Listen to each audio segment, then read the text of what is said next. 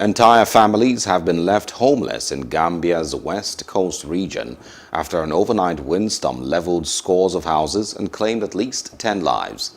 The heavy rains, winds and flooding also damaged utility infrastructure, leaving many coastal urban areas without electricity or running water. It's more than 1,500 people are now displaced.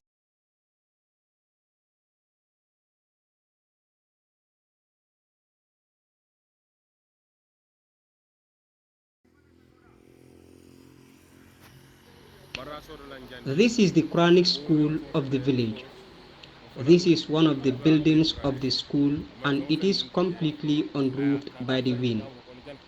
The roof is thrown far away from the school. This is another building of the school which is also partially damaged. ومن ستر مسلما ستره الله في الدنيا والآخرة والله في عون العبد ما كان العبد في عون أخيه أخرجه مسلم. The Messenger sallallahu alaihi wasallam said, whoever shields a Muslim, Allah will shield him in this world and the hereafter, and Allah will aid his slave so long as he aids his brother.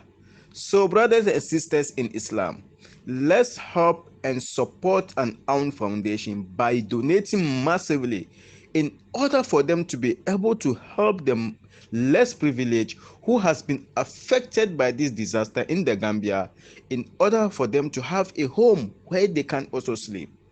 Please, you can support by donating through our PayPal account, or you can WhatsApp us through our WhatsApp number. You can find it below in the video you are watching currently. Assalamu alaikum wa rahmatullahi wa barakatuh.